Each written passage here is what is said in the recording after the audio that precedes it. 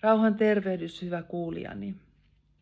Tiedän, että tämä seuraava asia, mitä tässä nyt lyhyesti jaan, herättää varmasti vähintään kahdenlaista mielipidettä ja siitä on erilaisia näkökulmia, mutta minä kerron tässä sen ymmärryksen, tiedon ja kokemuksen, mikä minulla on henkivalloista. Jotkut sanovat ja opettavat, että kristityssä ei voi olla demoneita, ei riivaajia eikä henkivaltoja. Minä olen siitä eri mieltä. Ja tuolla Afrikan mantereella, Egyptissä, Nigeriassa ja Ugandassa, jossa olen saanut palvella Herraa, olen näitä asioita todistanut ja saanut Herrassa olla siunaamassa ja ulos ajamassa ja sitomassa henkivaltoja kristityistä uskovista ihmisistä. Ja on hyvin yleistä, että kristityissä konferensseissa Afrikassa tapahtuu näitä niin sanottuja manifestoitumisia näissä kristillisissä konferensseissa.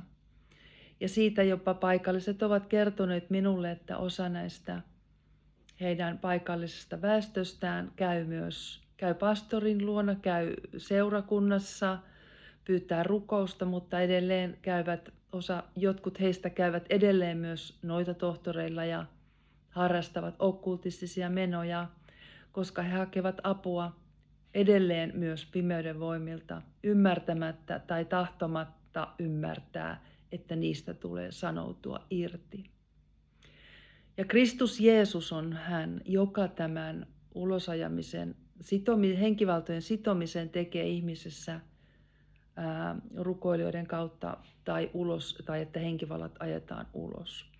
Tämä on sellainen alue, että näiden asioiden kanssa täytyy olla varovainen, täytyy saada opetusta, tietoa, mistä on kyse. Niitä ei kannata itsekseen lähteä kokeilemaan tai harjoittamaan, sillä vihollisen kanssa ei tule koskaan leikkiä eikä sitä vähätellä, vaikka me olemme Kristuksen omia.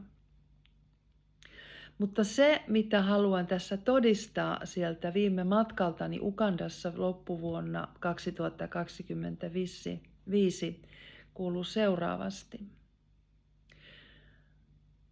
Mikä voima on ylistyksessä? Kun me ylistämme Kristusta lauluin,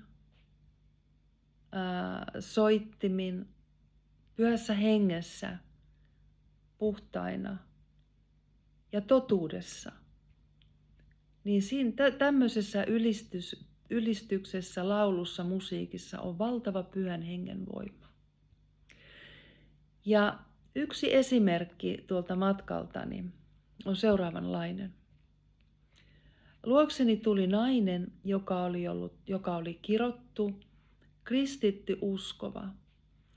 Ja hän kertoi sitä viime vuosiensa tarinaa, mitenkä hän oli menettänyt ruokahalunsa, laihtunut 30 kiloa suunnilleen, kuinka hän oli menettänyt omaisuuttaan, hänen taloutensa oli sekaisin ja hän ei pystynyt jatkamaan opintojaan ja hyvin erilaisia ikäviä asioita oli hänen elämässään tapahtunut.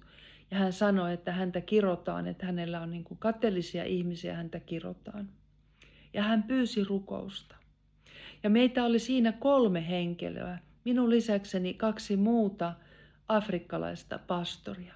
Ja me aloimme rukoilemaan tämän rouvan puolesta vuorotellen ja yhdessä uudelleen ja uudelleen. Me julistimme Kristuksen verenvoittovoimaa. Me sidoimme pimeyden voimia ja valtoja ja ajoimme niitä ulos Kristuksessa. Ja me katkoimme näitä kirouksia ja niin edelleen. Ja sitä kesti noin tunnin. Mitään ei tapahtunut. Sitten nämä 2 pastoria väistyivät ja tämä nainen jäi siihen vielä ja minä sanoin, että minä jatkan vielä.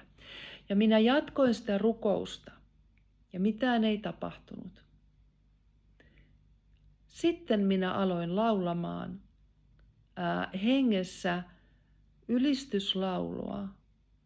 Miracle Maker, Miracle Maker, come and do a miracle today.